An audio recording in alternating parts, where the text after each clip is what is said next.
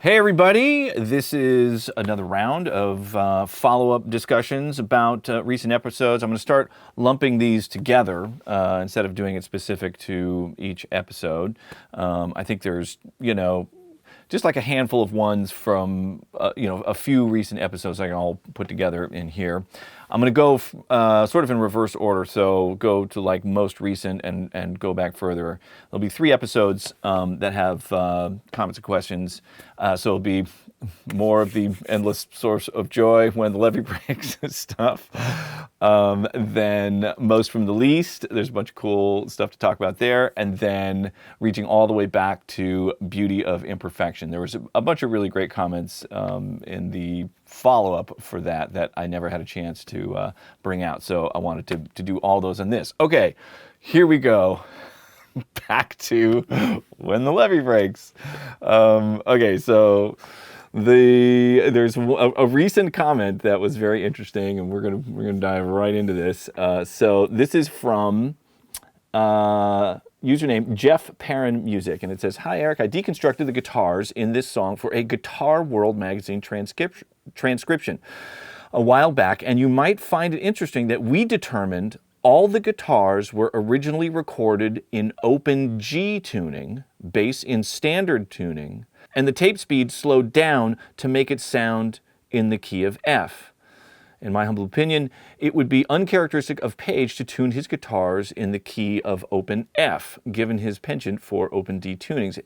Add to this how Jimmy Page has used tape speed manipulation on several Led Zeppelin songs, with Page himself recalling on such instance in an old Guitar World interview, I applied the vary speed to the overall track of No Quarter. It dropped the whole song a quarter tone because it made the track sound so much thicker and more intense.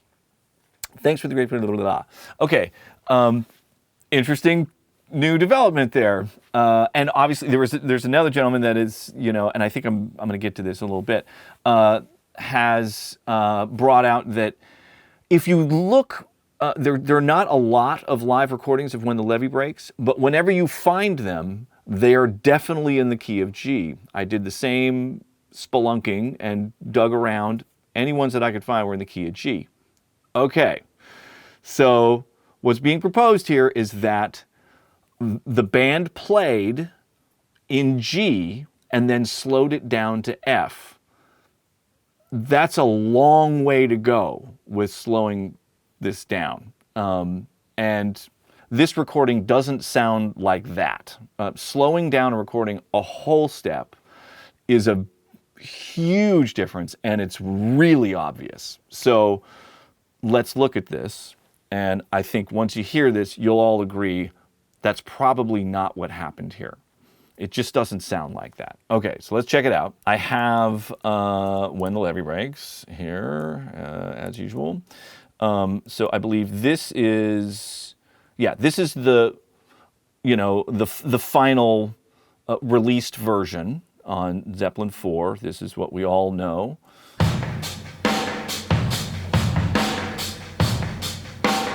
Okay, and you'll hear it come in F. There it is in F. Okay, so then I took this and sped it up to G and listen to what the drums sound like. You'll hear it come in G.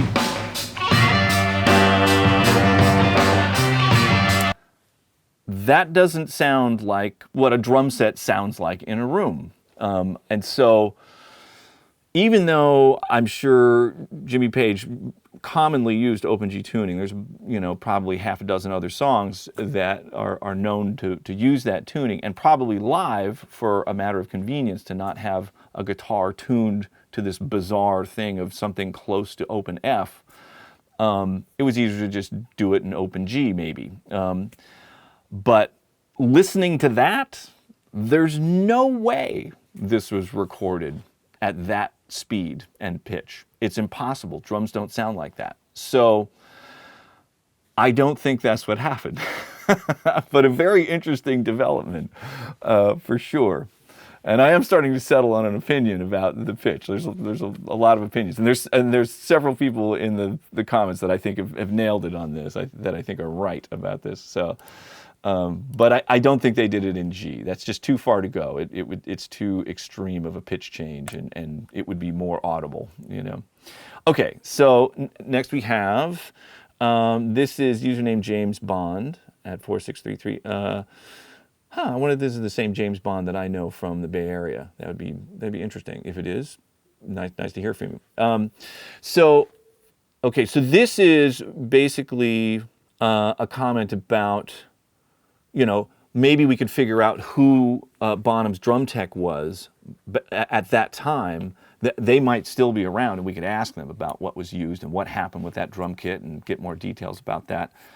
If anybody has any ideas how to find that person, I would be happy to try and, you know, connect with them and see what they know. I have no idea even where to start with that.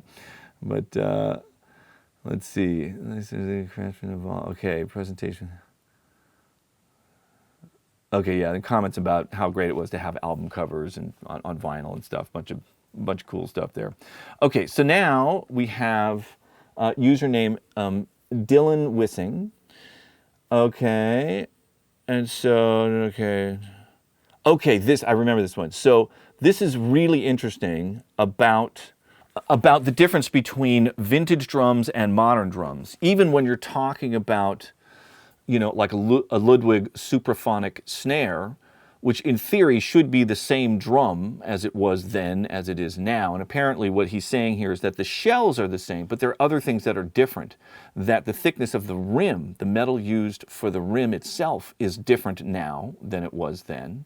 And also they put some gaskets underneath the mounting hardware for the lugs that would isolate the lugs from the shell a little bit, and they did that to kind of minimize some of the ringing, and it changed the sound of the drums. And this gentleman has done a lot of work doing sample recreation. So he gets hired to come into the studio and play drums and try and record them to sound exactly like something that somebody was sampling. So he's trying to recreate these old recordings. Bunch of really incredible references here. He's apparently done this for Alicia Keys, Drake, Kanye, Jay-Z, Rick Ross, you know, like a bunch of super duper artists here, where they certainly have the resources to really try and get this stuff right.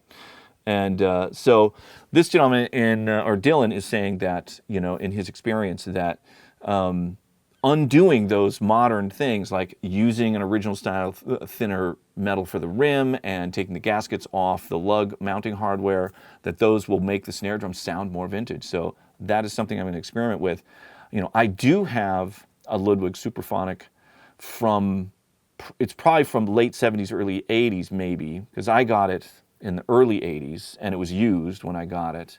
This was like my first real drum set as a kid. I got this when I was maybe 12, 13 years old. It was a Ludwig kit, and I ultimately sold the shells for the kick drum and the toms, but I kept the snare. It was a Supraphonic snare. And so I think that snare drum still has that kind of hardware. I'm going to double check when I get back to Vermont, but this was cool information there. It's something I'm going to experiment with when I get and do another round of this. Okay, so then we have username NickHT0. So it says, I'm not entirely sure what's going on with those Led Zepp drums, but something struck me. It sounds a lot like what Techno producers call rumble, which is just a lot of extra textured stuff that fills in the gaps between the hits.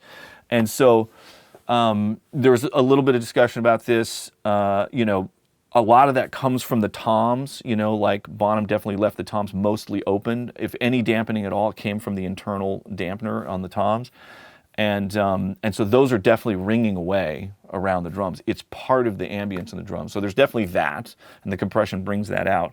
And then, you know, I ultimately concluded that the Sunset mix is definitely using either a plate reverb or a chamber reverb from Sunset Sound in there as part of the ambience, that sort of just continuous drone of sound in the background there, which is a huge part of it. It's a big part of the sound. It's a really, really cool part of it. So yeah, totally agree that the rumble is important. Okay, so then username Mr. Cookie 3164 says, In your educated opinion, how much of When the Levee Breaks drum sound is just John Bonham playing the drums? Thanks and cheers. You know, it's a good question. I talked about it a little bit along the way. Definitely how it's played, I think, definitely matters. And Andy Johns himself said, good luck getting that drum sound because you don't have Bonzo, apparently in his experience. And he was asked to do it constantly. He's the guy that recorded those drums.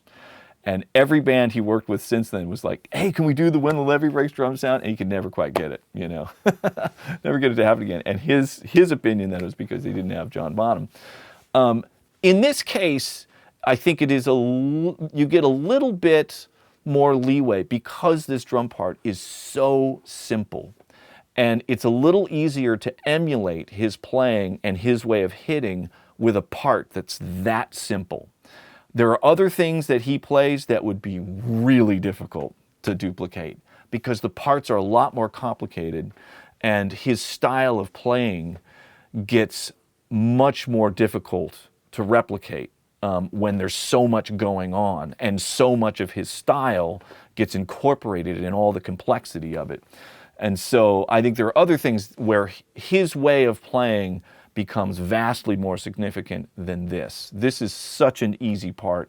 It was one of the things that made it a little easier for me to tackle just because it's so, you know, like when I'm playing something that simple, I have the time and resources available to really focus on where I'm placing the stick and the hi-hat volume and all those things to try and get it right. When you have a lot going on, it's a little harder to focus on, you know, adjusting your playing to copy somebody else. So I think this is easier than other things, but definitely still very important for sure. Okay, so then we have username, Blind Boy Recording. Could the slowing down, speeding up be a product of different mains power in Sunset and the other places? It's an interesting thought. So this could be related to one thing, which is that in the question, it doesn't really specify what, you know, aspect of the mains power because there are different voltages and there's also a different frequency to the AC. And so that is significant for certain tape machines. I own one that has this issue. So basically tape machines, they can have two types of motors in them. It can either be driven by DC, direct current, or AC, alternating current. And AC motors will derive their speed somehow by some division of that AC frequency. So obviously here it's 60 hertz, in Europe it's 50 hertz, or some collection of countries that aren't the United States, it's 50 hertz. I don't know exactly which ones. But so that is a difference. And so I have a Studer J37. It has AC motors. It was designed to run off of 50 hertz. I had to purchase this very special power transformer that would not only change the voltage, but also change the frequency of the AC current to get that tape machine to run at the right speed. So I don't think that's an issue in this case because it would mean that they would have had to be traveling with a tape machine that they took with them from one place to another. So a tape machine that had AC motors that they recorded on in, you know, and they used a 3M M79. I don't know for sure if that's AC motors or not. And then bring it with them, you know, to the United States. And if it went from 50 hertz to 60 hertz, the tape machine would speed up a bunch. And going from 50 hertz to 60 hertz is a big change. That's a huge change. That's like a 20% change. And so that's a much bigger change than pitch than what we're talking about here. That's like at least like a minor third in pitch. So I don't think that's the case, but it is an interesting thought for sure. Okay, so then username BenjC1979 is saying, on the official Led Zeppelin YouTube video of, okay, this is good, of When the Levee Breaks, at the very beginning, there is a picture of the track sheet, the track listing of the multi-track, and it seems that the drums were recorded on tracks 1 and 2, and the Benson was recorded on track 6. Okay, so glad this came up. It's so cool to actually look at what is being presented as the original track sheet for this song. Here it is. I took a screenshot of it, and you can see drums, 1 and 2, then the bass, then the 12-string guitar, then there's a vocal track here, which maybe they're crossing that out, I think, is what this is indicating. They took some sort of highlighter pen and tried to cross it out. Maybe they're trying to highlight it. I don't know what was going on there. And then track 6, the echo, printed on the tape. So further confirmation that this comb filtering came from tape machine azimuth. I'm so convinced of that at this point. Okay, there's another 12-string track, then the harmonica. Then sadly, you know, somebody probably spilled some apricot brandy on here or something. And something guitar, this could have been a slide guitar or something, because there is a slide guitar overdub in the song that comes in later. Vocal phase right here. And so, and you can hear there is guitar, they're calling it phase here, but I would call it tape flanging. You can clearly hear it. It comes in and out on the 12-string guitar, and it comes in and out on the vocals. They do it in places. And it sounds exactly like tape flanging. And at some point we can talk about that and why they call it tape flangings, because, you know, I'll do an episode about this. It's super fun. I used to do it all the time, and it was kind of magic when it happened. It was like, whoa, there it is. There's that sound, you know. But basically, you know, you have a sound that's getting recorded on another tape machine. You have to figure out how to get them lined up so they're very close when it's coming off the repro head. There's ways to do that. And then what people would do, if you didn't have an actual vari-speed control, you could use that to change the speed. And when you change the speed of a tape machine recording, it will change the delay between the heads, because if the tape is moving slower, the time that it takes to get from this head to this head gets longer. If it's moving faster, it gets shorter, just because the tape is traveling faster or slower.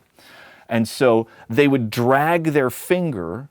You could put your finger on the edge of the flange on the reel of tape, and it would cause it to slow down or speed up depending on how much pressure you put on there. That's why they call it flanging. So crazy. So that's what they were doing on this, and they printed it onto tracks. And so, you know, they had another tape machine in the room that the signal was going through and getting printed back onto this master tape.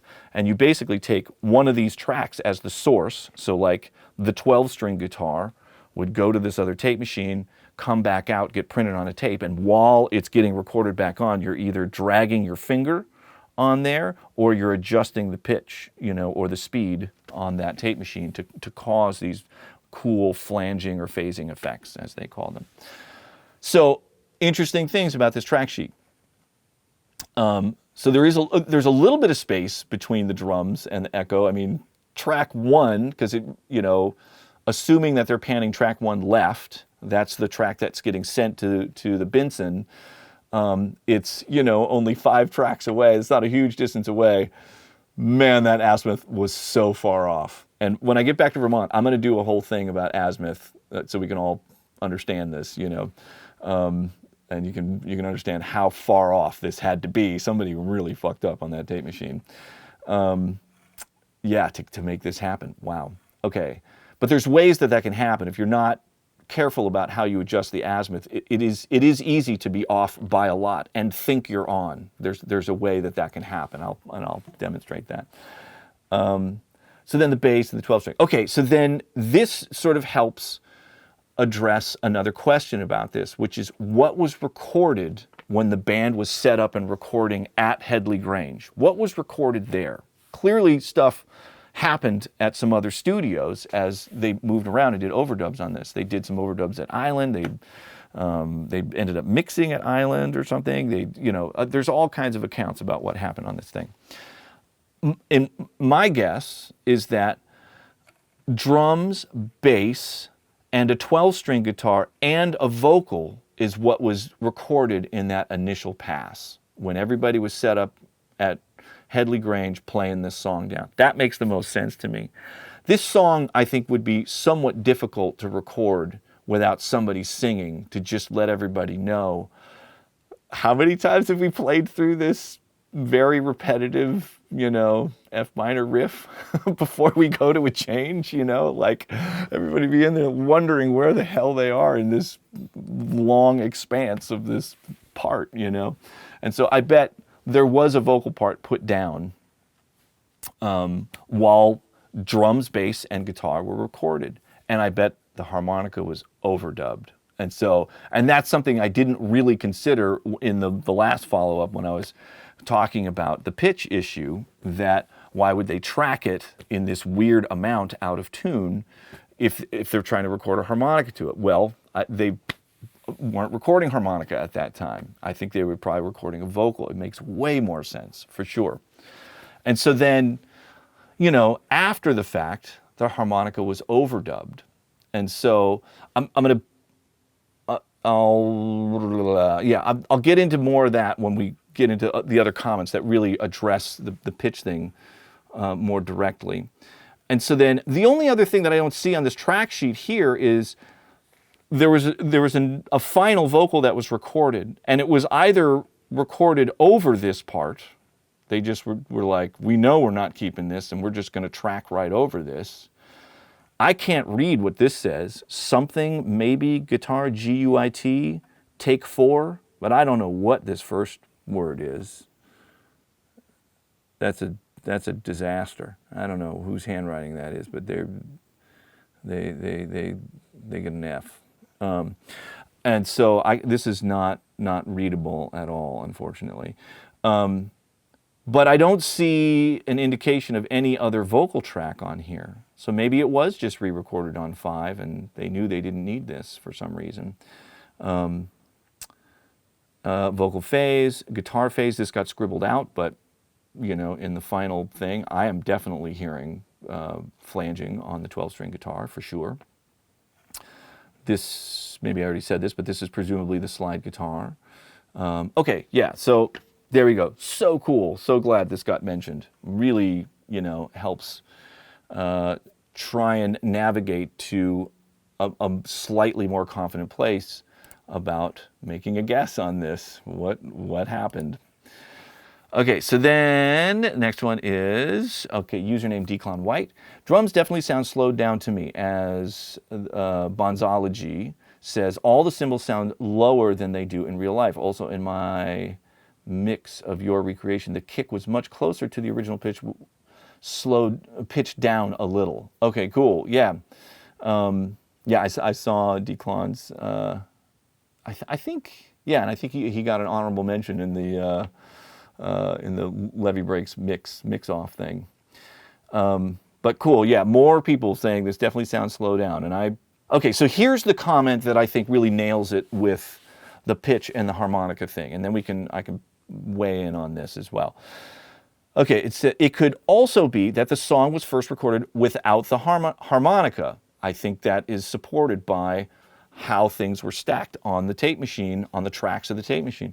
Then discovered that the tuning of the guitars was higher. They slowed down the machine to tune it, down to the harmonica to overdub it, and then thought, wow, that sounds way cooler now, and then slowed it down while mixing as well. I think that's a safe assumption for sure. Explaining also all the mixes have a different speed, because indeed the pitch controls on those early machines is not accurate at all. Maybe they also, it's not like on a Studer 800 series machine where you would have a numerical value you could put in to just precisely place the pitch, offset the pitch on a tape machine. It was usually just kind of a knob that you turn around back then.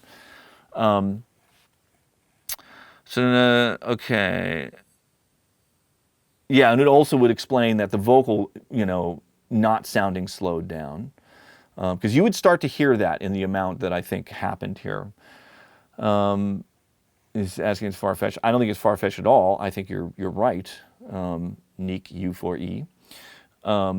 Okay, I don't know. Strange that later mix is faster, but I think the mix that is faster, I think, was earlier in the process. So, okay, I'm jumping back in here because I had a chance to think about this a little bit more since I originally recorded this episode, and I have a more complete thought about this. So first of all, I have to give credit where it's due here. In the previous round of this, I was still really unconvinced about this thing being slowed down. You all were just screaming at me in the comments like, this definitely has to be slowed down. You're 100% right. I'm 100% wrong. And now I have a path that makes sense to me for how this could happen. It's easier for me to really embrace this idea, knowing that there's a way that I think it makes sense for it to be done this way. So let's get into this, and I'll give you my feelings about it now, because I've definitely been convinced. So yeah, thank you for helping me see the light on this. Hi Max, do you see the light on this? Yeah. Okay, so here we go. Here's the original again.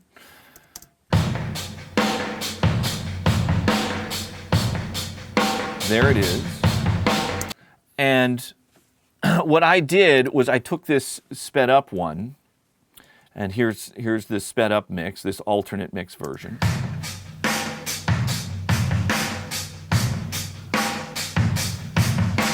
And slowed it down to match very closely the tempo of what the released version is, and you can hear that. So obviously now this sounds much more like the released version. And so that amount, I had to slow it down 52 cents, which is almost exactly a quarter step. And so it still leaves some peculiar questions about this. I think it totally makes sense that the harmonica was not recorded when the band was playing. I should have thought of that before. I don't know why that didn't occur to me at the time. And that the vocal was, and that would be a good reason to not use the vocal that was recorded when the band initially did this. The voice would sound kind of weird, slowed down that much. It is a little weird to me of the choice with the guitar. Like, Jimmy Page seems like such a meticulous and intentional record maker in the studio. Like, he really does things in a very sort of planned way. He has ideas about how he's going to do things, and then he does them. And it made me start to wonder, like, maybe it was a mistake and he accidentally, erroneously tuned his guitar a quarter step sharp of F, and they tracked the song, and then thought, well, now we got to pitch this down to make the harmonica work. But I don't know, that doesn't really feel like the way that guy operates. And so I'm starting to think that this was all a lot more intentional. Also because it's so specific. It's so specifically almost exactly a quarter step. And there's that interview from the other comment where he says, we slowed down no quarter, exactly a quarter step, and did the same move then again. So maybe that's something that he had already figured out at this point and intentionally did that on this When the Levee Breaks thing. Who knows for sure, but I'm definitely convinced now that this thing was slowed down. So I'm a believer. I'm into this idea. And now that it's easier for me to sort of embrace that idea, I think it is easier to hear in this version when it's playing at what is possibly the speed everything was recorded at.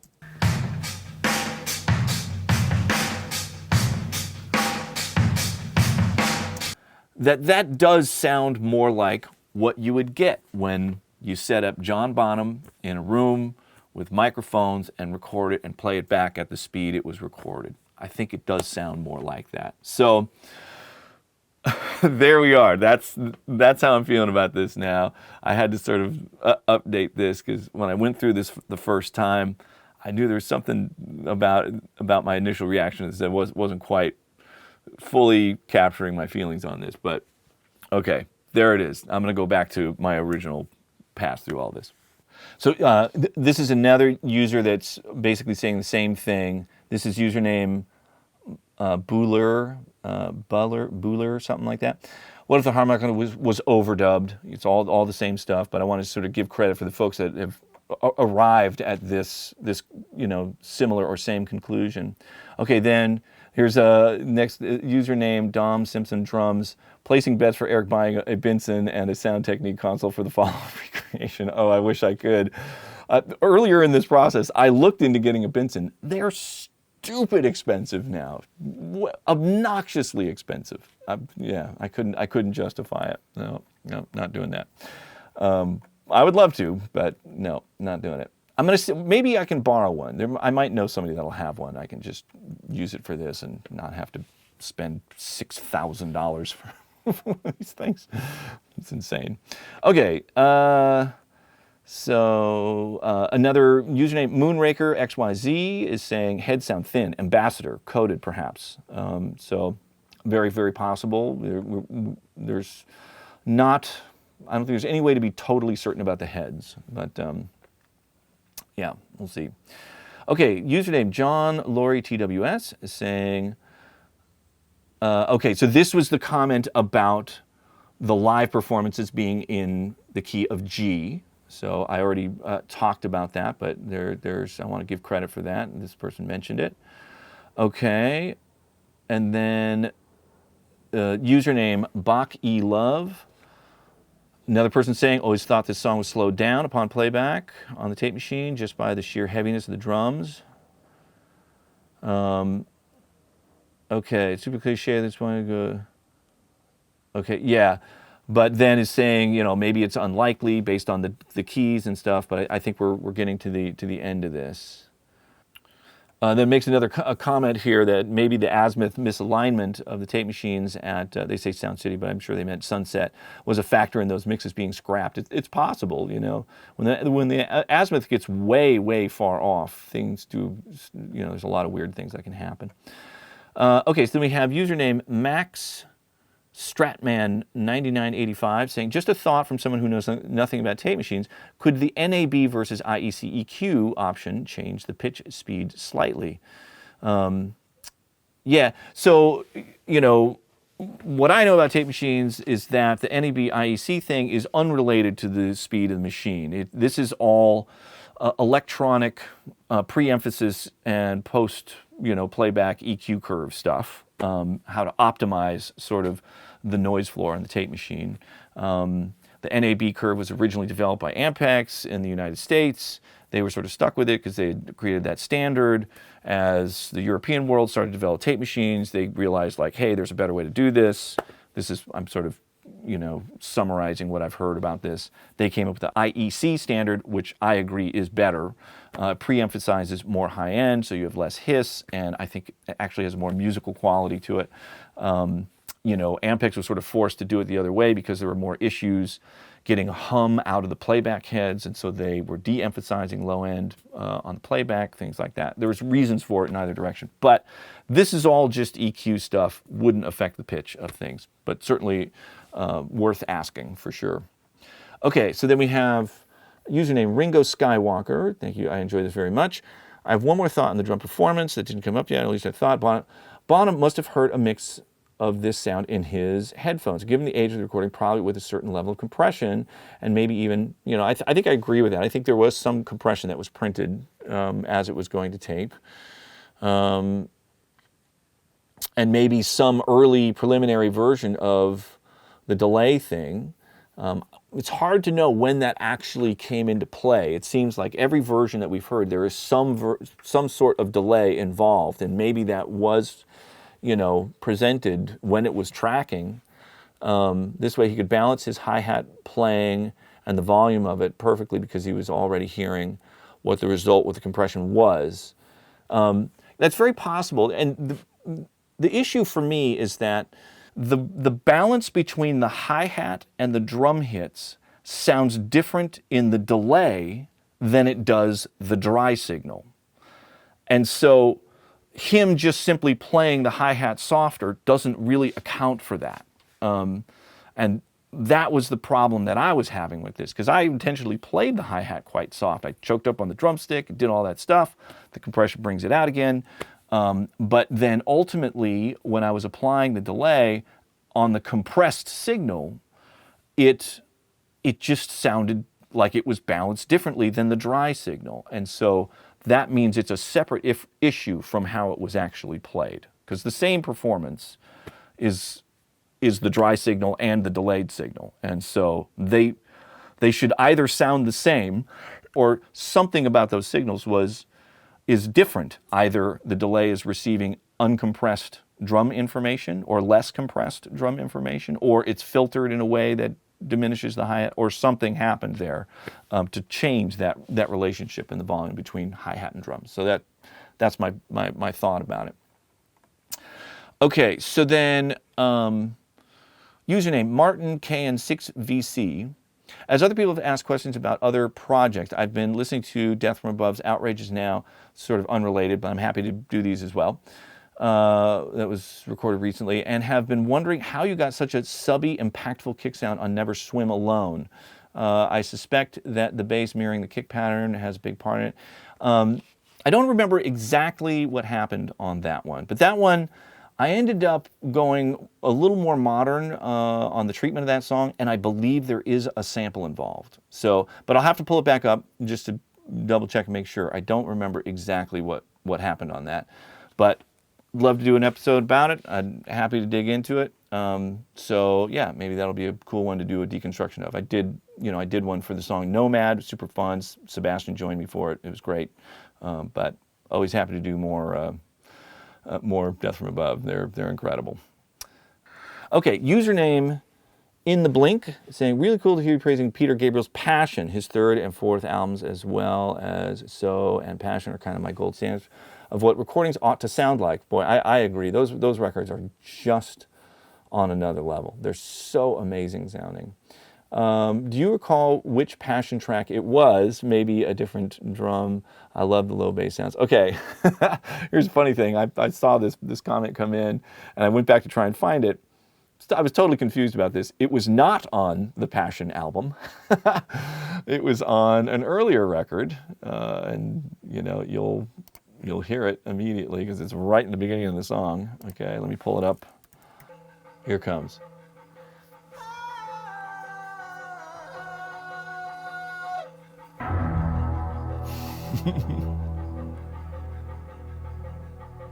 So it's that sound, and then I layered it with the thing that I described, these pitched down bass hits, these fret tapped bass hits with distortion thing, and it created a sound. And I'm remembering now that it was on an earlier version of Hit Squad that ultimately didn't get used, and so because I went back to the T-Ride record to see if I could find where it was used on there, and so I don't know if this sound actually ended up there. It's definitely on the Satriani song, for sure. It got used there, but I think it ended up not making the cut on the T-Ride record. But that's the Peter Gabriel part of it. That's the sound that I sampled. As it trailed off, I had to sort of, filter it out to get rid of that thing that was repeating in the background. But there it was. Okay, username Curtis Elvidge is saying one comment about drum feel. The reason Bonham is holding the stick in his right hand close to the middle than his left is simply because it makes the stick shorter. Shorter lever equals less speed at the tip, less volume on the hats compared to the snare. I think I had a similar sort of conclusion about it, that it just gave him more control over the sticking with that hand, and control meaning like you can play lighter more consistently. So yeah, I think I agree about that. But he said you can watch people like Tony Allen doing this to help them play quietly. Yeah, I haven't checked that out, but that sounds might be worth seeing. Okay, then comment from Studio 8 Recording. Based on the alt version comparison, the version that made the album has to have been slowed down a little, but enough to create the sludge sound. So I've landed in that place here. I totally agree with you, Studio 8. You're absolutely right. It was definitely slowed down, I believe, a quarter step. Okay. So then username CY2112CV, or CY, yeah, CY2112CY. Very cool stuff. And following this, the thing that has me mystified about the hi-hat sound, it has this fuzzy chunk to it. It almost sounds like a shaker. Okay, yeah. Then he talks about choking up the stick stuff. Okay, and then talking about, trying to get your ability to play back and practicing and stuff. But so, and his comment is that there's a huge difference in the sound of the hi-hat. And I agree that on my recording, and I think I mentioned this, I wasn't super focused on the hi-hat. I wanted it to be in the ballpark, but like to me, getting the kick and the snare, I was really want to try and get that together. But when I revisit this, I'm going to try and get a pair of Paiste 602s. There's a gentleman that had a post about those cymbals and the history of them. They've definitely changed. The ones that you can get now are not the same as the ones then. They're also really expensive. I was looking at them recently. I was like, damn it, like really? I have to, okay. I mean, it's like more than twice what I spent for all the microphones on the, most from the least episode. So it's just kind of, prohibitively expensive. Okay. But, I'll probably do it. It's, I'm too curious about it. Okay, so then here is Bonzology talking about the cymbal stuff. So he's saying he has all this stuff, 15-inch giant beat hats. I have those. I tried those, and they really didn't sound even anything like what's on that recording. And also has 602s. And none of them have the stony sort of low pitch wash in real life. I think everybody is having the same feeling here. On the last one, I was trying to argue that maybe it wasn't slowed down, but I agree. That it was definitely slowed down. Okay, and he's saying that it was definitely slowed down. He's reiterating that everybody else is feeling. Okay. Bonzo didn't dramatically hop on his hi-hat pedal while sticking. He bounced a well-balanced subtle grind heel up all of the time. It was his subtle breathing dynamics and juxtaposition. Yeah, I think you're right. I talked about pedaling while you're playing the hi-hat, and I think he did it in a much more subtle way than what I did on the most from the least thing. But I've done other recordings with drummers and had them do that, and we all had the realization, even subtler versions of it. It's like as soon as you started doing that, keeping your foot going on the hi-hat while you're playing it, even if it's a small amount, it was like, whoa, that totally sounds like Bonham, But yeah, I think you're probably right. The way I did it was more pronounced than what Bonham typically did. It was just southern breathing dynamics and juxtaposition. Okay, yeah, he's just sort of, adding more detail. It's a great comment, and yeah, I totally agree with all of that. Okay, so there's one more from the Levee Breaks world. So this is Jordan Sissel 5601. I was listening to some other Led Zeppelin rough mixes available on YouTube, and there was some variation how much pitch was changed in the final mix. Assuming the rough mixes are basically pretty close to unmixed, how big of a role do you think the mix played in Zepp's sound?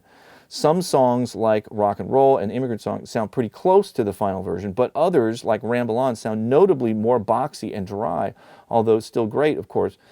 What do you think accounts for this difference in certain songs sound pre-mix? How did Zeppelin, or any band for that matter, know when the recording was good enough to be mixed? Ideally, when you're done recording, it should sound like a record, but in other cases, it might be understood that it won't sound final until it's been mixed, perhaps because it needs more bus processing and the recording engineer is hesitant to bus stuff together, more sending it to the mixer.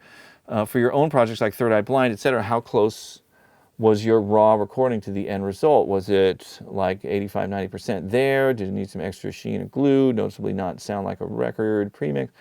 Also, how was the drum bus processing handling in the analog days? Usually, okay, so there's a few things here that I can do my best to, give input on.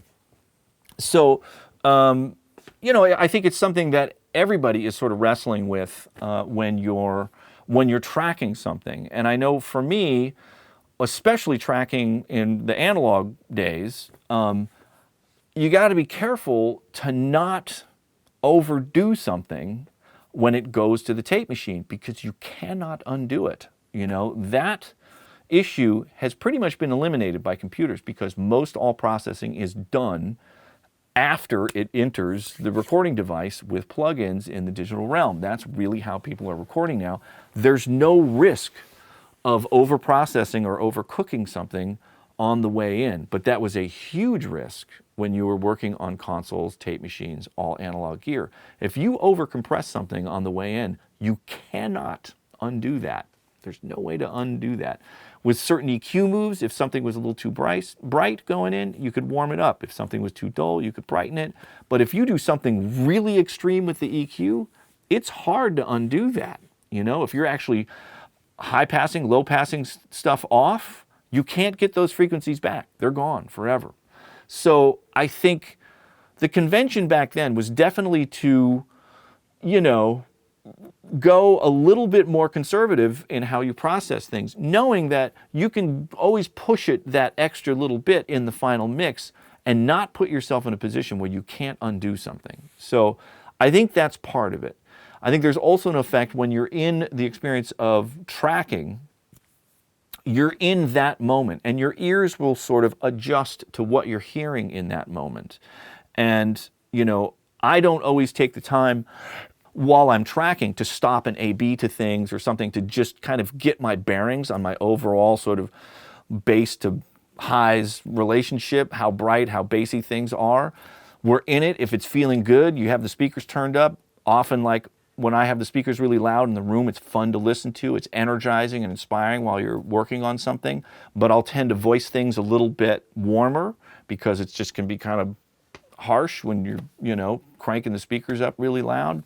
And so often things will be a little warmer while I'm tracking, and then I'll do the last bit of brightening when I'm mixing. So those are some reasons why things are kind of different. You know, maybe like Ramble On was kind of boxier and warmer sounding the way it was tracked, and then they brightened it up in the final mix, you know.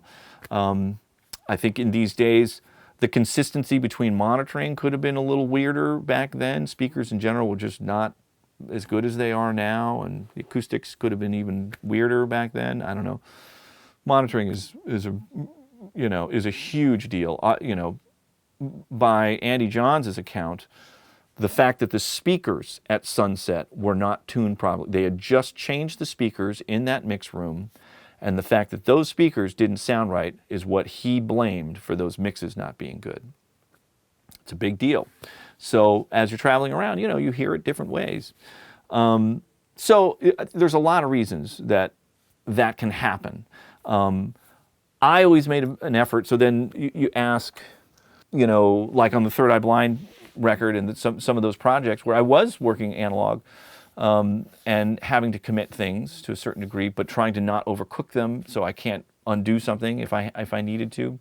There's definitely a lot more sort of focus and energy and importance placed on really getting it right, you know, when it goes there. Not too bright, not too bassy, but right. Because, you know, the ability to change those things is more limited in that context. And so, you know, I had a process for trying to keep things in focus when we were working on the project. So, you know, you do the basic trackings where you have a drummer, a bass player, guitar player, whatever group of people set up. They play the song. You record these multiple tracks. There's multiple drum mics. There's guitar. There's bass. There's a DI. There's an amp. There's things that need to be sort of combined and blended and mixed in order to add up to something.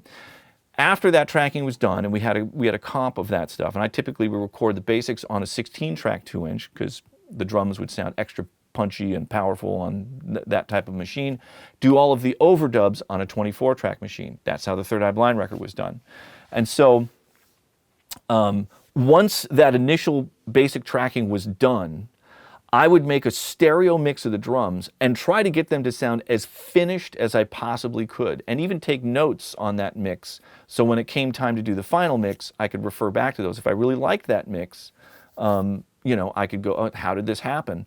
But really take a second, stop, clear my ears, like, let's really get this mix right, do some referencing, make sure I'm really in the ballpark, because I'm going to be making all of my choices about all of the overdubs, vocals, anything else that happens based on what these things sound like. So I'd make a stereo drum mix, I'd get a bass track, it would be mono if it was a mono bass part, and then whatever guitar stuff, and I would bounce those onto a 24-track master. So tracks 1 and 2 would be my drum mix, there'd be bass, maybe a couple guitars, so the first 5 tracks. And then I have the remaining, 18 tracks left to overdub on, because there's a SMPTE track on there. It's a 24-track machine, 5 tracks of reference stuff, SMPTE track, I'm left with 18 tracks to do on my vocals, guitar overdubs, whatever.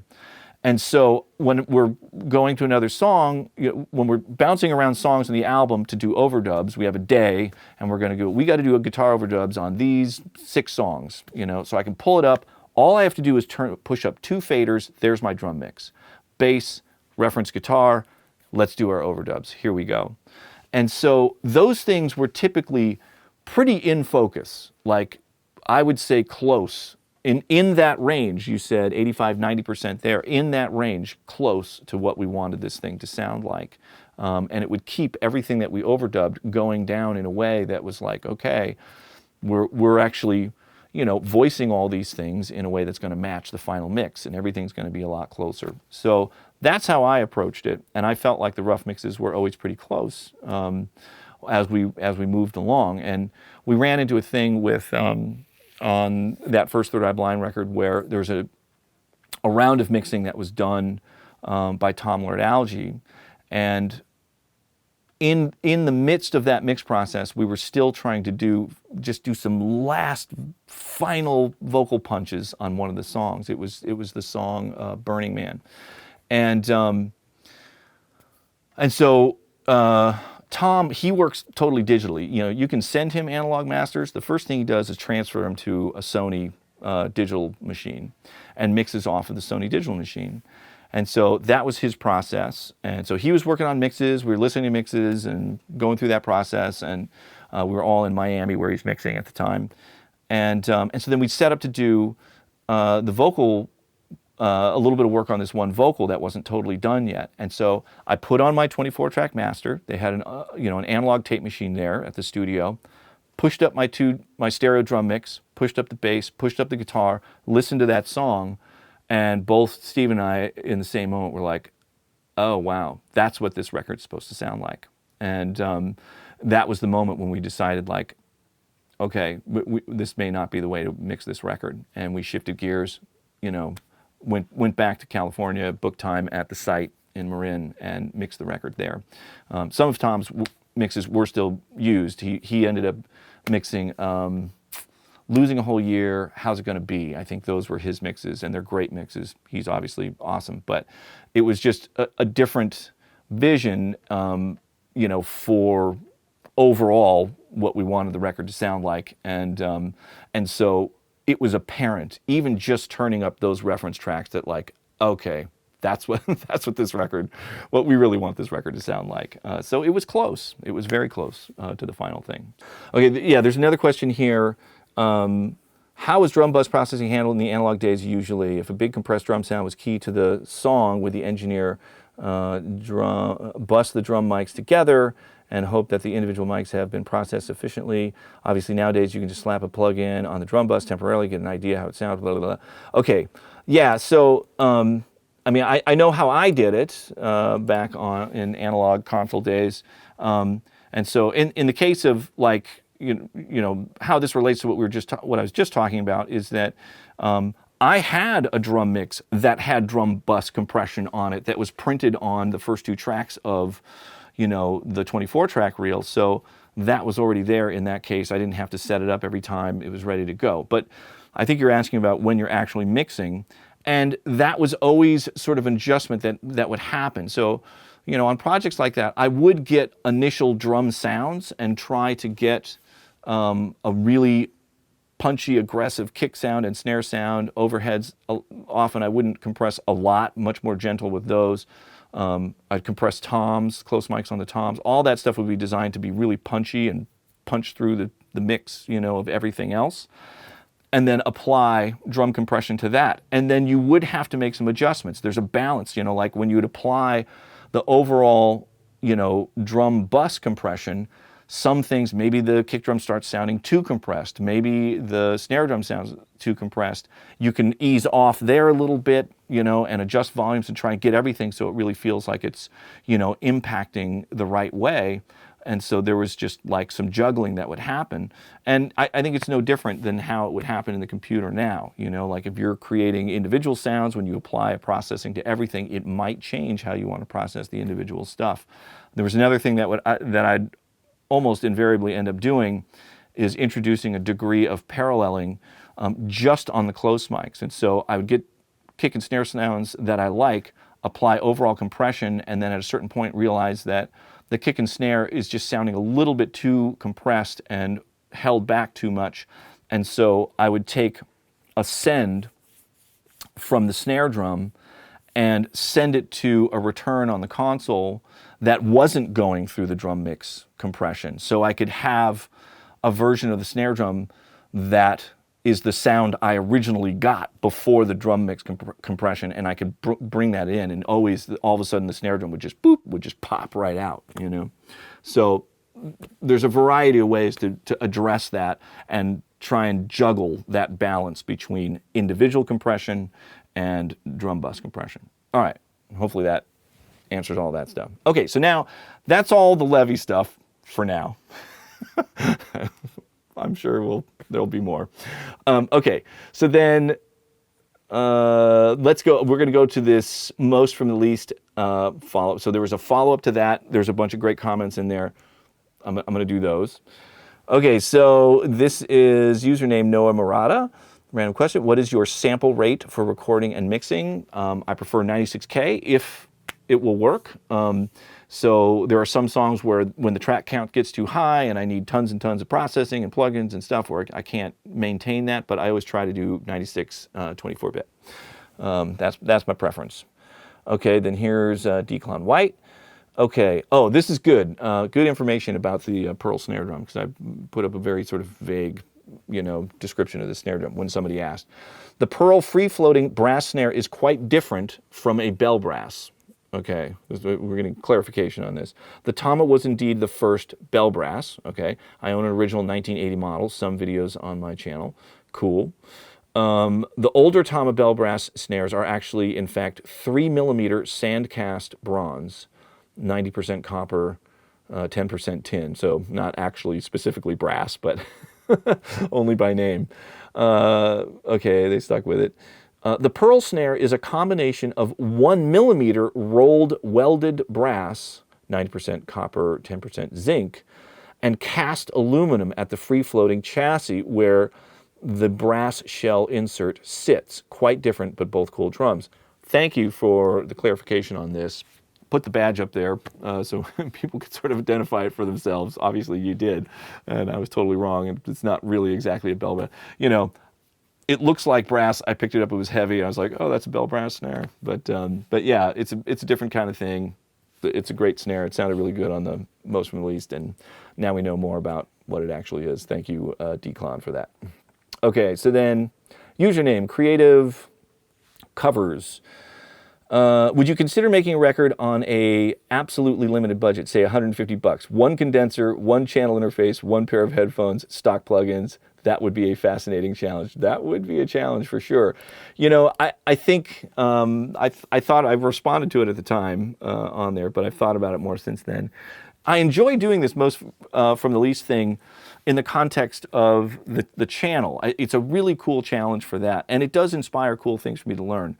I don't know that I would choose to do that when I'm really in the pursuit of trying to create some really extraordinary music or recording, where that's really the main focus, is I want to try and make this the most amazing possible thing. Because under those circumstances, I might even make the choice to use a bunch of things that are not expensive or fancy or vintage or whatever, but they'd be chosen because they suit the pursuit of making some, what I hope is extraordinary music. And I wouldn't want to limit that in one way or the other, like in that context. So I thought about it, and it's like, yeah, I don't think I would choose to do that. I don't know that I would really enjoy that that process. I enjoy it for this, but when it's time to actually really make a record and do something, really try and do something that is uncompromised, just in the result. I don't care what's used to get there, but I want to have the options available. So if there's a point in the process where it's like, I really want to use a tape machine for this, I'd want to be able to do that. So there you go. There's your answer. So no. Okay, so then this is username DeSantler, and the guitar mic a few feet away from the cone. Try Altiverb with the positioner function, not a cheap plugin, of course. I'll check that out. That sounds cool. I do have Altiverb, so worth trying there. Okay, username Blind Boy Recording. Okay. This is the first mention of this that comes up in this list, but a lot of people caught this. I had to suffer the embarrassment of mispronouncing what I now know is Kazrog. Sorry about that.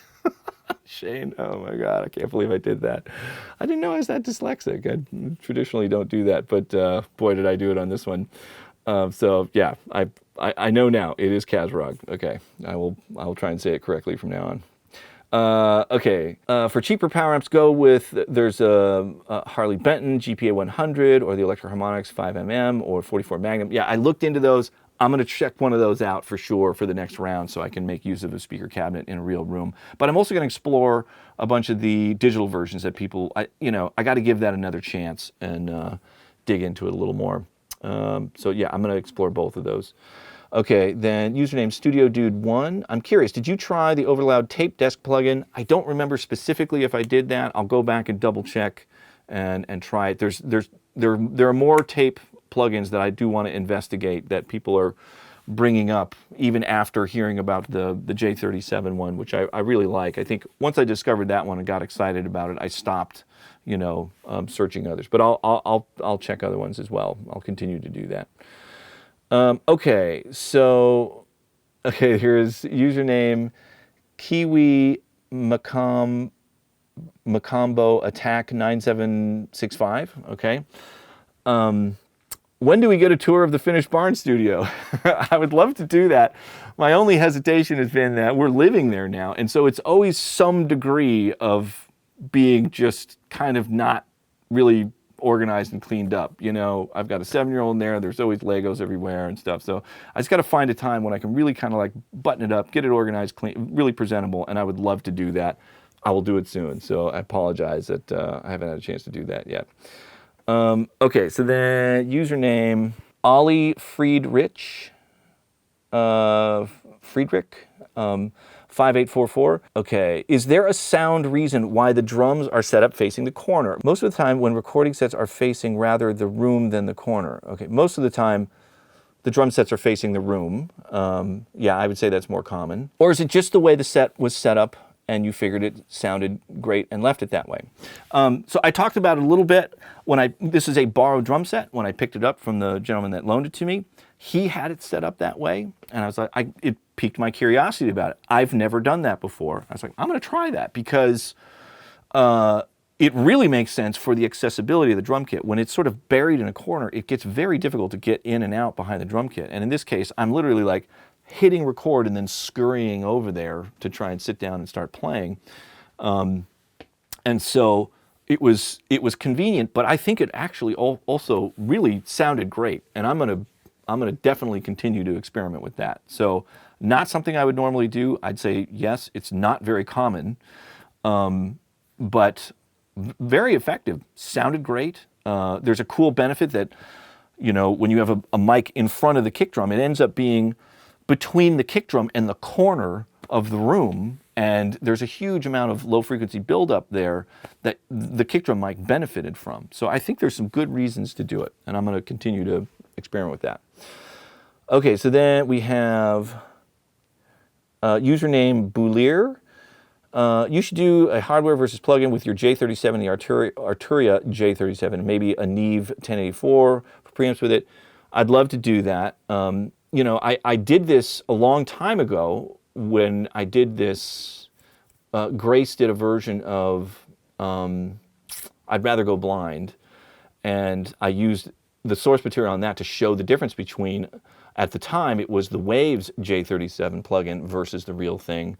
And I think everybody listening felt like the real thing was substantially more musical sounding under those circumstances. But this new one is quite good. It might be worth revisiting that, and I would be happy to.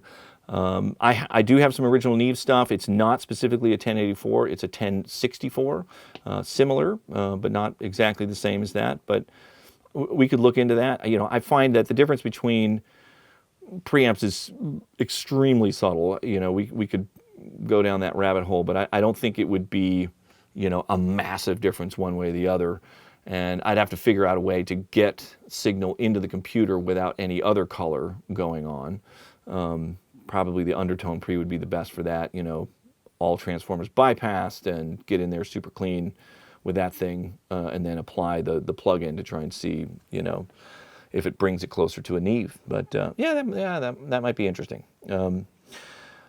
Okay, and then there's some stuff. Okay, yeah, mentioning the Sound City plugin. I got to go deeper into that thing, because now, you know, everybody's telling me that they actually have a capture in there which is a guitar cab, and so you can use that as your cab for whatever amp sim you're running. And so I didn't totally understand that.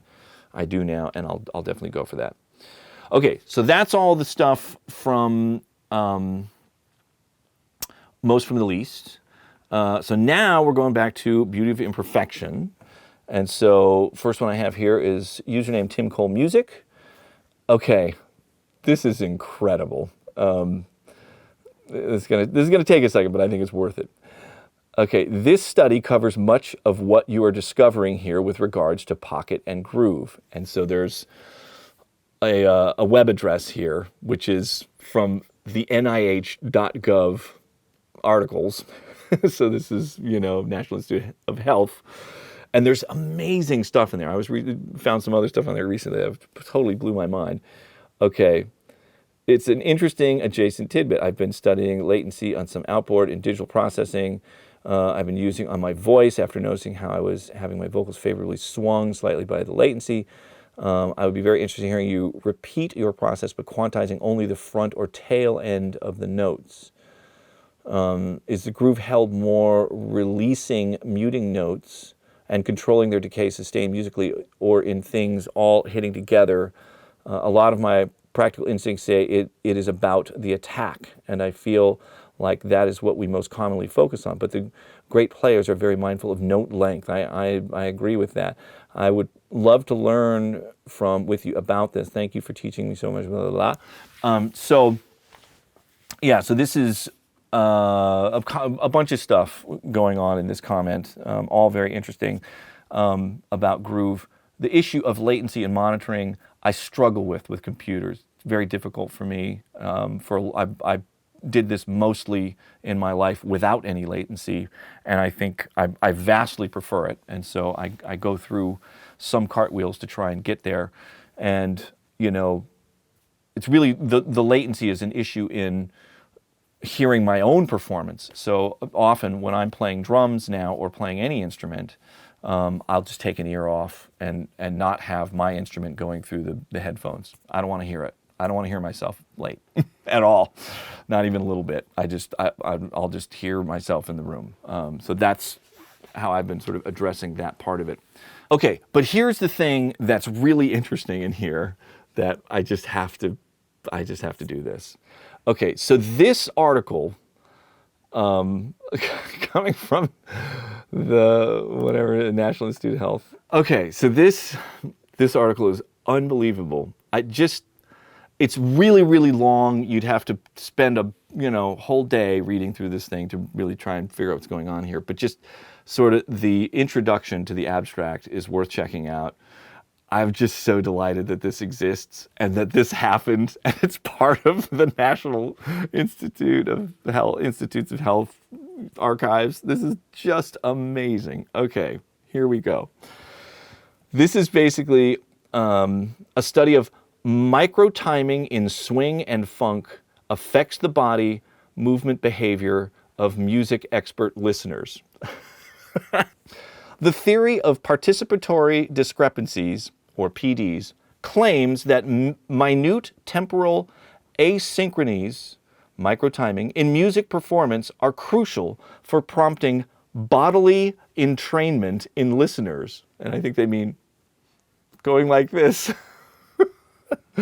which is a fundamental effect of the groove experience. Previous research has failed to find evidence to support this theory. The present study tested the influence of varying PD magnitudes on the beat related body movement behavior of music listeners.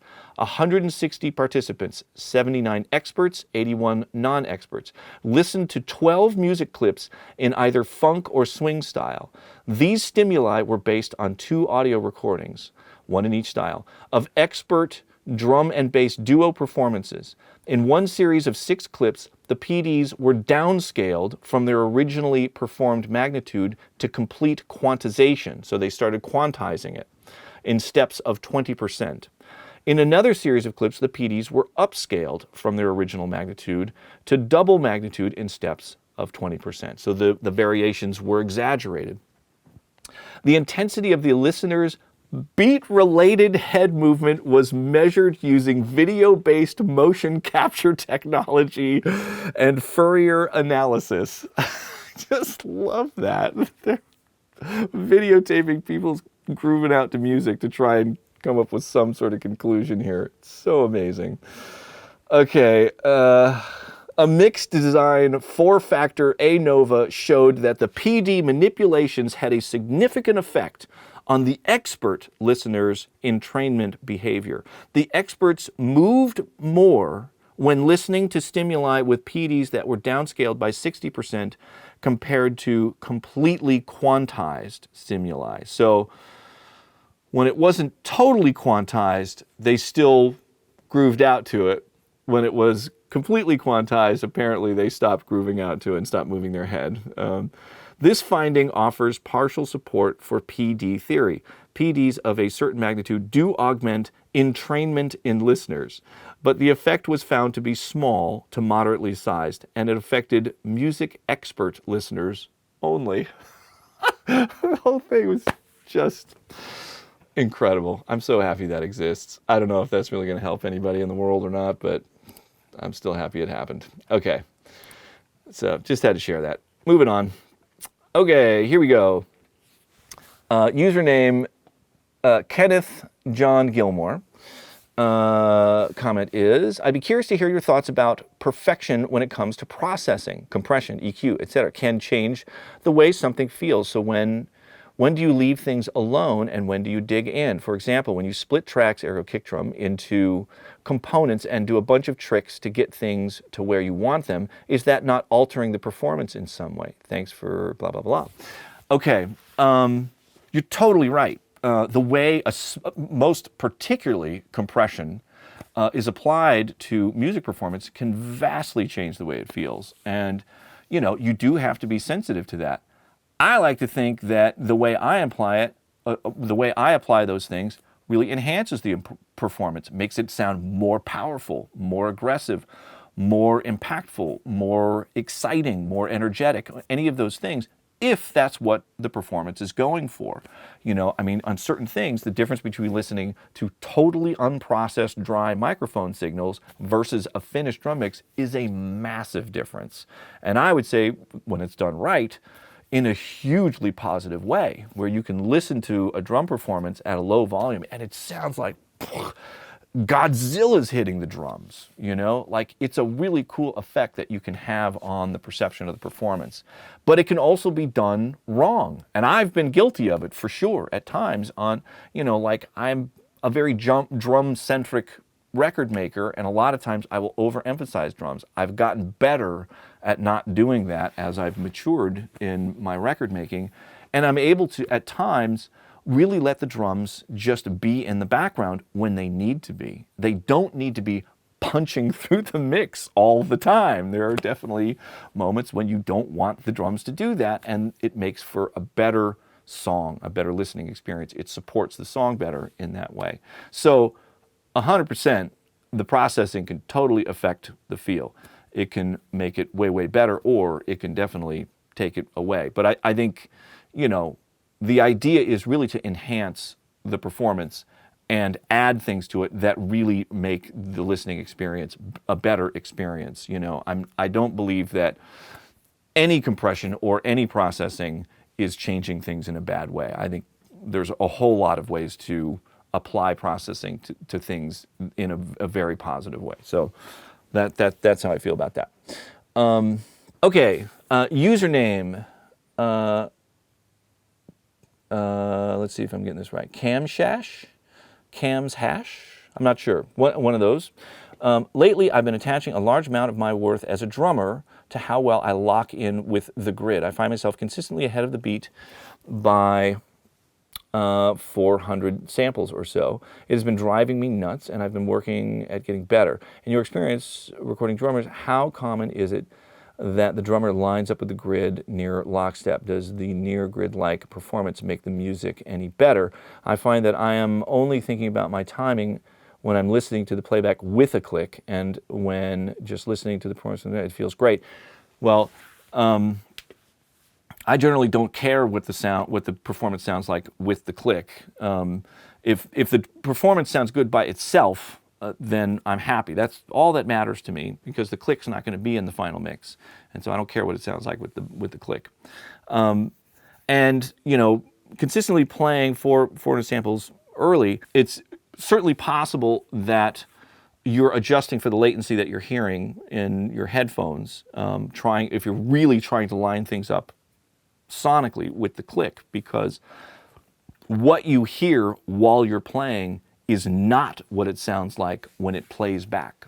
And humans are very good at adjusting for things like those. So that may be part of it. That's why I don't listen, when I'm playing drums, I don't listen to the sound coming through the headphones, ever. Don't do it. I just said that, I'm saying it again. Doesn't work for me. So yeah, I just have a little bit of it off, or I just keep the music low enough in my headphones so I can hear the drums through the headphones, which sometimes is a nice sound. It's, you know, not so loud and bright. And so yeah, it doesn't work for me. I can't hear myself playing latently. So I think, you know, if you're creating something that ultimately is to a click, staying closer to it, I think, does help in general. There are some drummers that are really good at being able to play with that a little bit, have the click going, and be able to push in places, but make the adjustment back in a way that doesn't sound like an adjustment. Josh Freese is really good at that, man. He is amazing at playing to a click. He's one of those drummers. He's just done it a ton. And like, you can put it on a click and he'll play to it, and it just feels like an exciting drum performance. And if you overanalyze it, if you look at the grid, there's places where he's drifting away, but none of it sounds unmusical. There's never that moment where he goes, oh, I have to adjust. It's all just has this flow to it that's very musical, even though there is a click there. So it's certainly possible to do, and it depends on the drummer and what the nature of the variations are, you know. If it's a drummer that sounds like they're adjusting, like right now, I still really sound like that if I'm playing to a click. It's just going to take me some time to get back to a place where it doesn't. For a period of time, I was very good at playing a click, because when T-Ride toured live, I played to a click live for that band. We were triggering things and doing all kinds of stuff to try and make that album come out with 3 dudes on stage.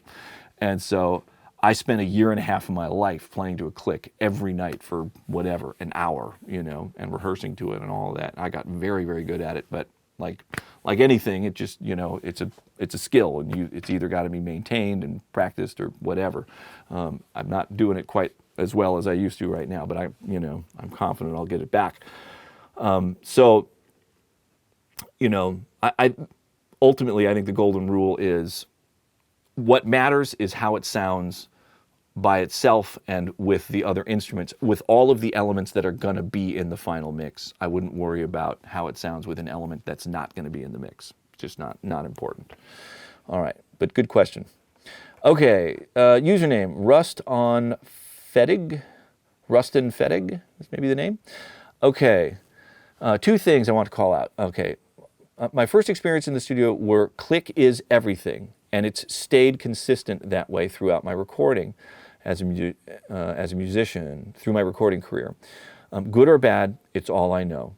My best friend and I are able to record and release music together despite him being in med school hundreds of miles away, because of recording with a click track.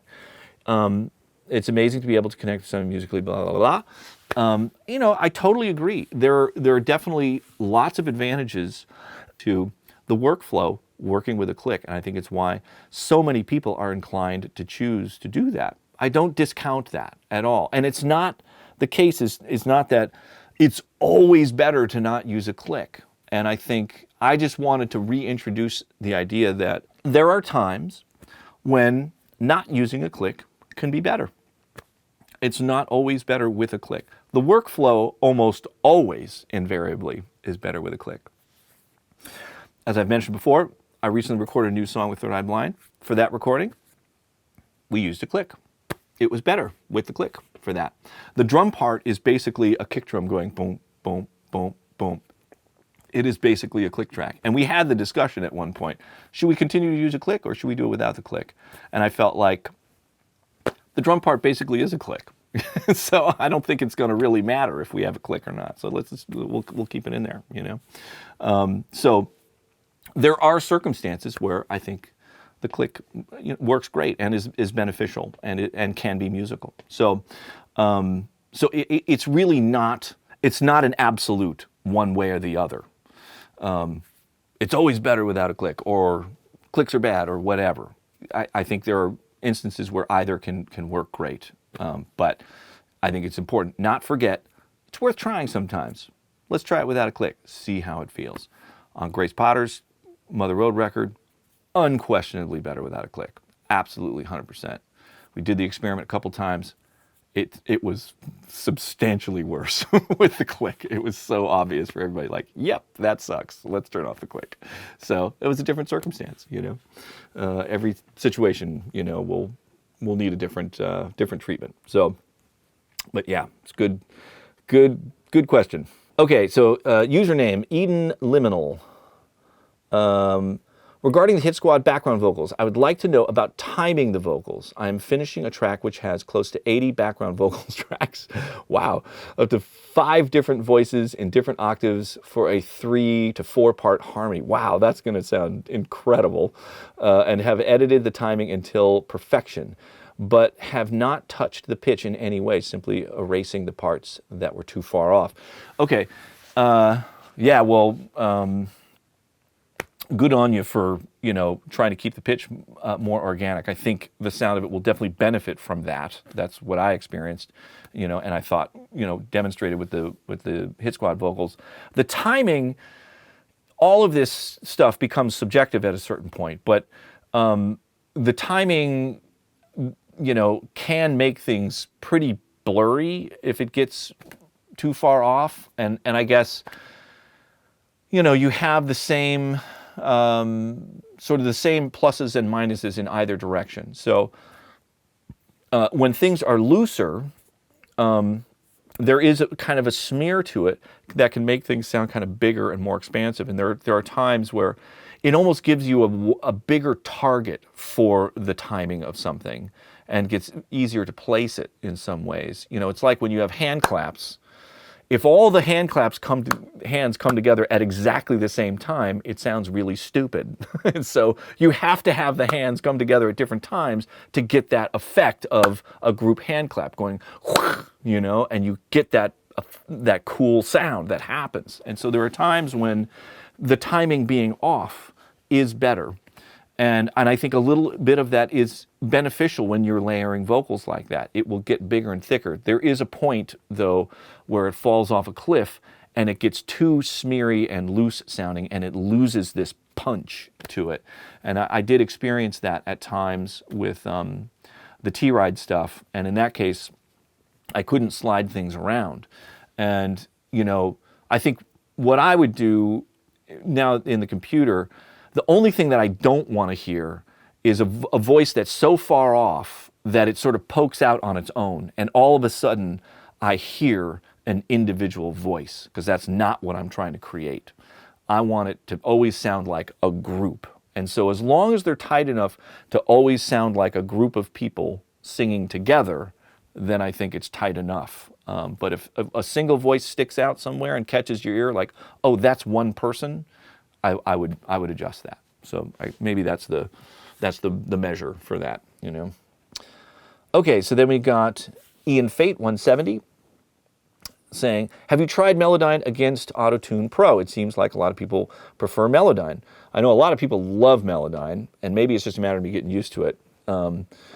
If you get a stack of pre-tuned vocals for a mix, could you use a subtle chorus or vibrato to set it to slightly different settings on every track so they feel a little more real? I have been faced with that at times, and I've done some stuff where I'll just offset the pitch of one a little bit. There's a really cool Waves plugin. It's this modulation thing, and you can modulate in volume or you can modulate in pitch without really changing the timing. And so sometimes I'll put a very subtle version of that. So the pitch is slowly going, sharp and flat just by maybe 5 or 10 cents in either direction to create weird variations in the vocals and make them not be so flangy and just straight line. And so there are ways to do that, and I have done that to try and undo things that were sort of overtuned and don't sound like a group of singers. I have to say, it improves it a little bit, and I think it was worth doing when I've done it, but it never ends up sounding like just, untuned vocals. That has a sound to it that is, somehow just sounds less robotic and less phasey for some reason. There's something about it that is sort of more infinitely random in a way that is difficult to recreate once it's been removed, but it can be improved a little bit. Okay, so then we have user Richard P. James. Okay, one other topic I'd love to see is your process for routing audio to your tape machines and then re-recording it back to Pro Tools. How do you preserve the timing of the re-imported tracks against the original audio? Tape stretches and tape machines presumably do wander slightly in speed. Yeah, totally. The simple answer is, I record audio through the tape machine, recapture it into the computer. I have preset amounts of samples that once it goes into the computer, I just move it back and keep everything in time with the original direct digital source. That's how I do it. But yeah, it does wander a little bit. The speed that a tape, especially older tape machines, the speed that a tape machine plays at the beginning of a reel versus the end of the reel is two different things because there's a different amount of torque. The torque relationship between the supply reel and the take-up reel changes. It's just like gears on a bicycle. You can imagine on the take-up reel, at the beginning, you have a very small gear and a really big gear on the supply reel, and then that reverses, where there's a really big gear on the take-up reel and a very small gear on the supply reel. It changes the amount of torque that's being applied to the capstan that's really trying to control the speed, and it definitely changes. And when the speed changes, the timing delay changes. It's not a huge amount. It's not enough that I have to adjust for. These are differences of maybe 100 samples or something. And so I don't really worry about it. If it's something where the timing is really, really crucial, I'll double check it and make sure it's really like phasing really tightly with the digital stuff. But that's how I approach it. I just record it in there and nudge it back to match it back up with the digital stuff. So, a little clumsy, but it's been working for me. So, okay, here's another advocate of Melodyne. Definitely use it with the R2 integration in Pro Tools. I'm going to try that. I don't totally understand what that is. I'll figure it out. And saying it's a way, way, way better workflow. So that's a huge endorsement there. It's worth checking out. I have my reasons for loving Autotune. Its instability, and I don't know, they just can't help themselves from making that thing more difficult to use. I'm ready to try and find something else. If something else will actually give me the results that Autotune does, then I will be happy to abandon it. Okay. Okay, so then we have username Lucille 1642. Can you do episode on pan laws? Specifically why some DAWs have a sound compared to pan laws in consoles back in the day. Sure, I'll do that. I think I set Pro Tools to a -3 pan law. That one's always worked the best for me. you know, there's different reasons, you know, justification for doing it.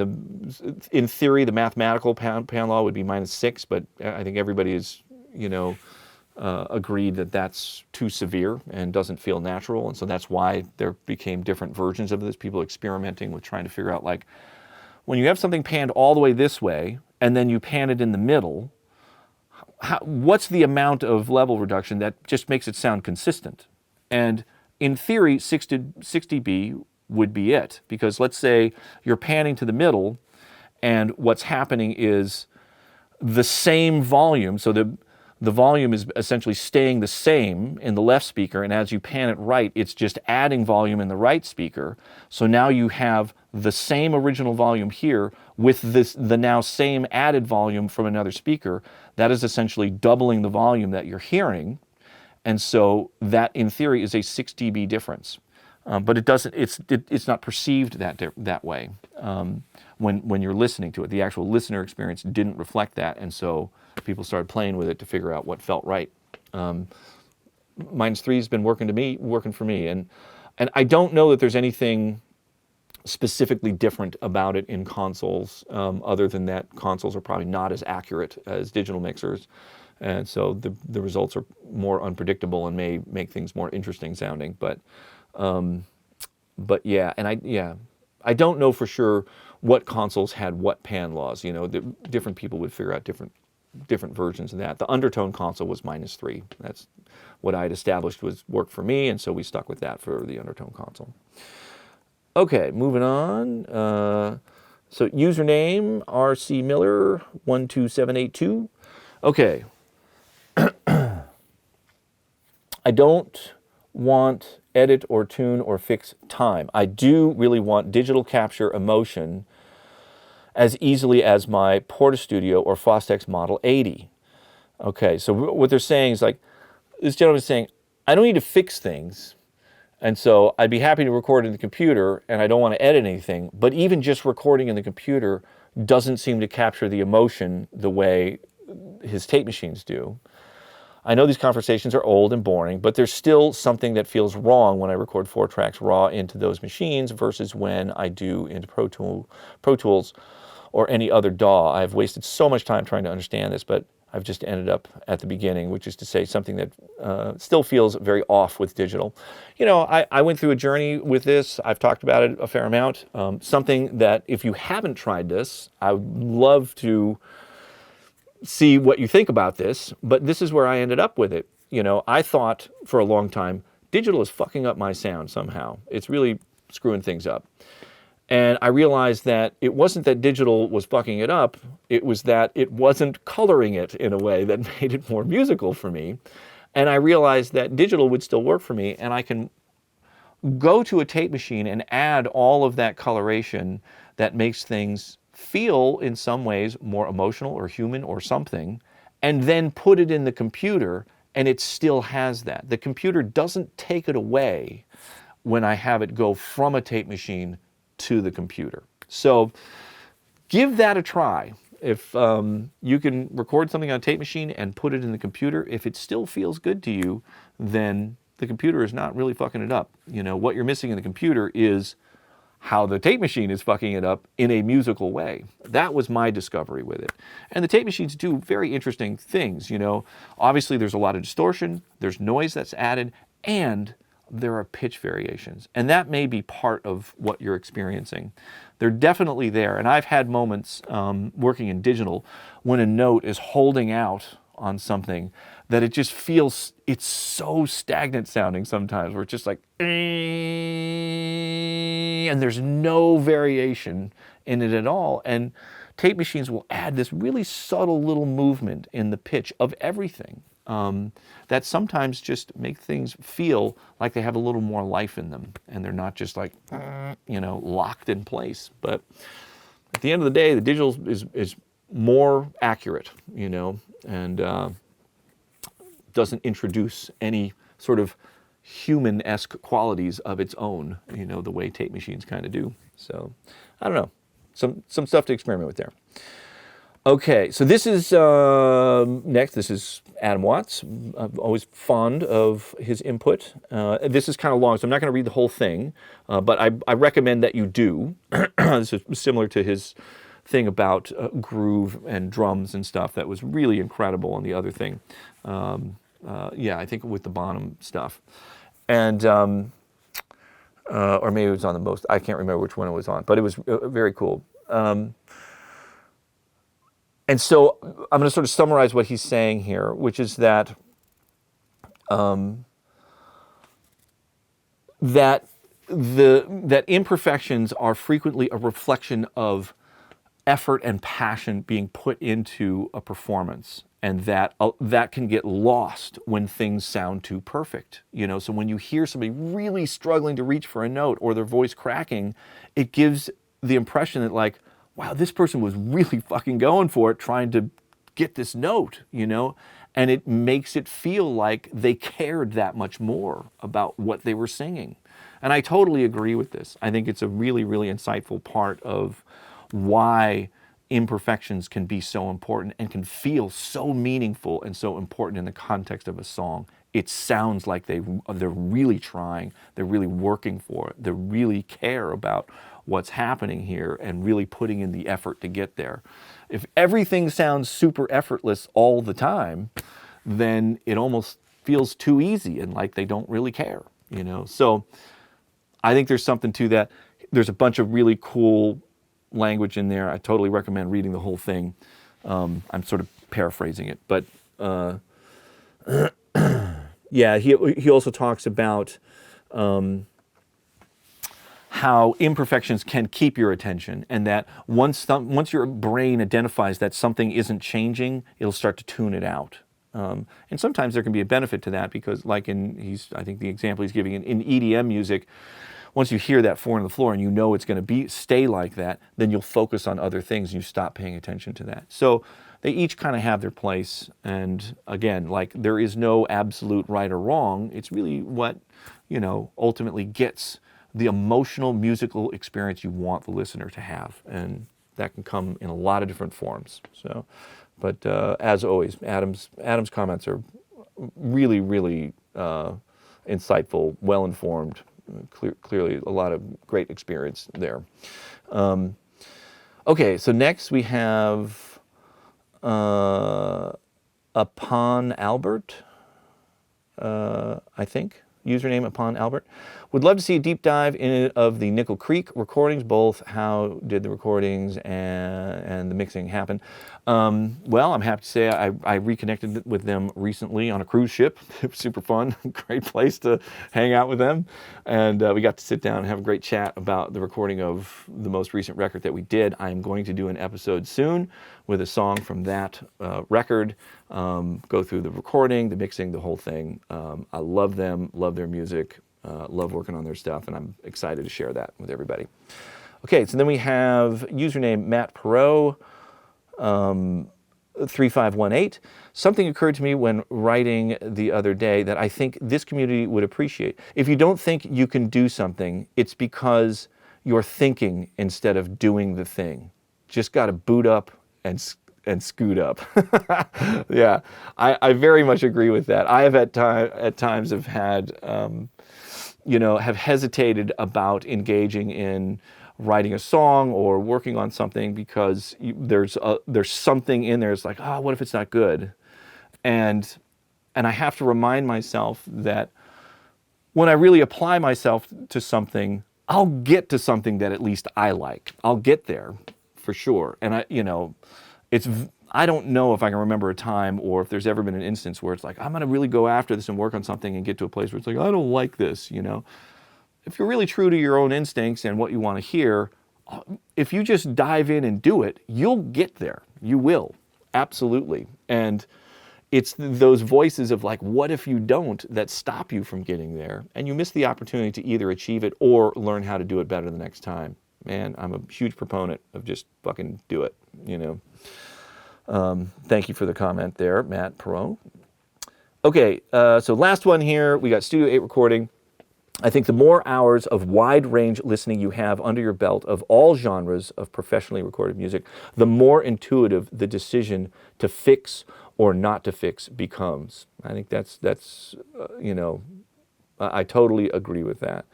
Also, I agree, Autotune in graphic mode definitely preserves the integrity of a performance. There's one vote for Autotune graphic mode. But yeah, the first comment, yeah, man, you know, educate yourself about music, all kinds of music. It was one of the things when I got to work in a more intimate context with Mike Elizondo, and I think I've mentioned this before,